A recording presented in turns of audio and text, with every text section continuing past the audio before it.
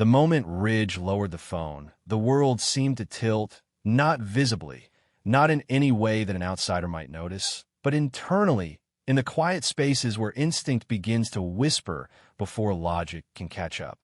The recording had ended, but its echoes lingered, reverberating through both him and Steffy with a clarity that felt almost suffocating.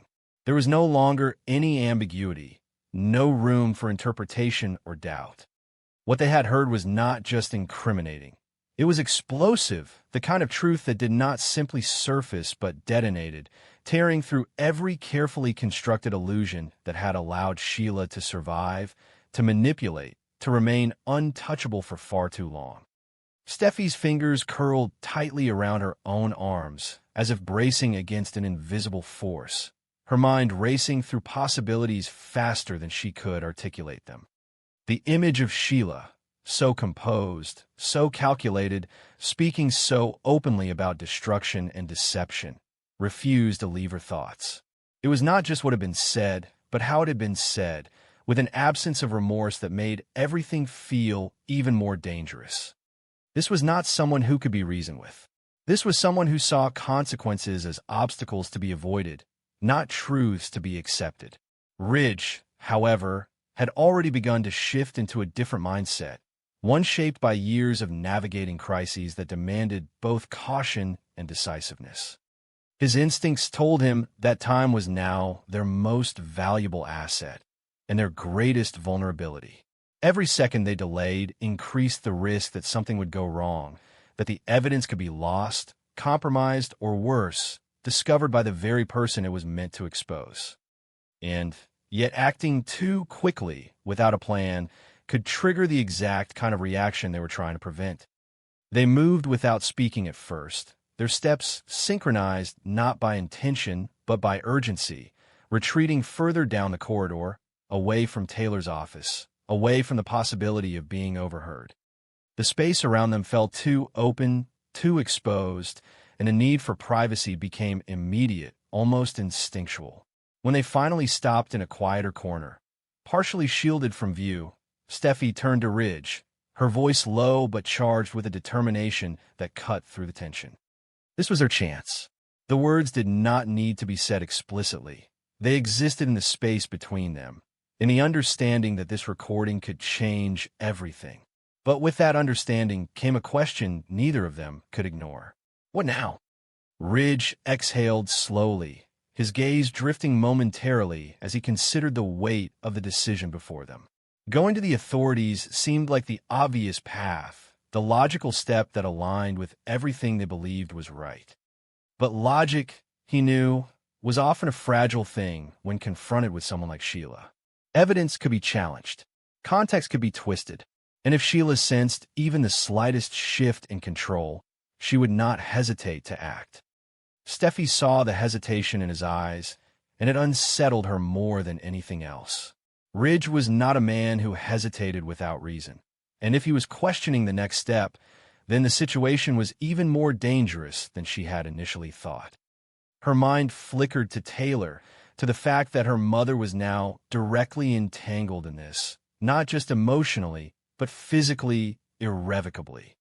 The pregnancy changed everything, turning what might have been a strategic move into something far more volatile, something that could not be undone without consequences that would ripple far beyond any one person.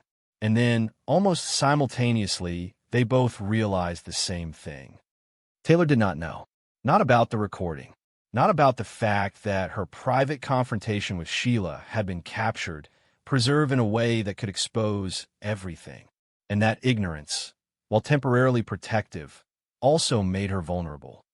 Because if Sheila returned, if she sensed even the slightest shift in Taylor's behavior, she would begin to ask questions. And Sheila's questions were never harmless. The urgency sharpened. Steffi's voice broke through again, more insistent now, grounded in a need to act rather than deliberate. They had to protect Taylor.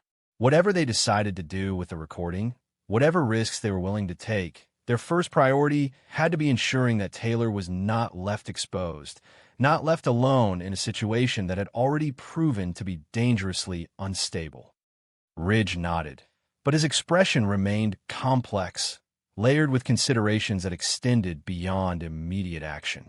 Protecting Taylor meant involving her, telling her the truth, bringing her into a reality that would force her to confront not just Sheila's actions, but her own choices. And that was not a simple conversation. It was one that could fracture trust, that could push Taylor further into defensiveness rather than clarity. But there was no avoiding it. They turned back toward the office, their steps slower now, more deliberate, as if each movement carried the weight of what they were about to set in motion. The door stood exactly as they had left it, closed but not sealed, a barrier that felt symbolic rather than physical. For a brief moment, Ridge hesitated, his hand hovering just above the handle, as if acknowledging the threshold they were about to cross. Inside, Taylor had not moved far from where they had left her, but something about her posture had shifted, as though the absence of their presence had allowed her thoughts to surface in a way she had been holding back during the confrontation. She looked up as they entered, surprise flickering across her face, quickly replaced by a guarded awareness that something had changed. Steffy did not ease into the conversation this time. There was no room for gradual revelation, no space for careful navigation. The truth demanded urgency, demanded clarity, and she delivered it with a directness that left no room for misunderstanding. They had recorded the conversation, not intentionally, not with this outcome in mind, but it had happened. And what they had captured went far beyond anything they had expected. Taylor's expression shifted from confusion to disbelief, her eyes searching their faces as if trying to find some indication that this was an exaggeration, a misunderstanding. But there was none, only seriousness, only certainty. Ridge stepped forward, holding out the phone, giving her the choice rather than forcing it upon her. The choice to hear it, the choice to face it. For a moment, Taylor did not take it, because somewhere deep within her, she already knew that whatever was on that recording would not just confirm her fears, but amplify them, reshape them into something she could no longer rationalize or control. But avoidance was no longer an option. Not now. Slowly, she reached for the phone. And as the recording began to play once more, the room seemed to shrink, the walls closing in as Sheila's voice filled the space, undeniable, inescapable, carrying with it the full weight of truth that none of them could ignore. Taylor's reaction was not immediate, not explosive. It unfolded gradually, in layers, as each word settled into place, as each revelation dismantled the fragile framework she had built to justify her choices. Her breath became uneven, her grip tightening around the phone, as if holding onto it could somehow anchor her in the moment, prevent everything from slipping away. The mention of deception, of manipulation, of calculated harm, it all struck with a force that went beyond shock, cutting into something deeper, something more personal. Because this was no longer abstract. This was no longer about past actions that could be distanced or dismissed. This was present. This was now. And when the recording ended, the silence that followed was heavier than anything that had come before, filled with a realization that none of them could escape. Taylor lowered the phone slowly, her expression unreadable at first, as if her mind had not yet fully caught up with what she had just heard. But then it shifted, the composure breaking just enough to reveal the truth beneath it. Fear. Not for herself alone, but for everything she had set in motion without fully understanding the consequences. The child, Deacon, the fragile connections she had tried to build. All of it now existed within a reality far more dangerous than she had allowed herself to believe. And somewhere, beyond the walls of that office, beyond the immediate reach of their awareness, a different kind of tension was beginning to form. Because secrets, once uncovered, have a way of making themselves known.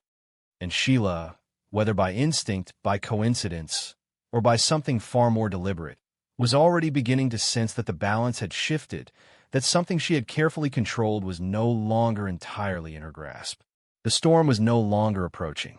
It had already begun.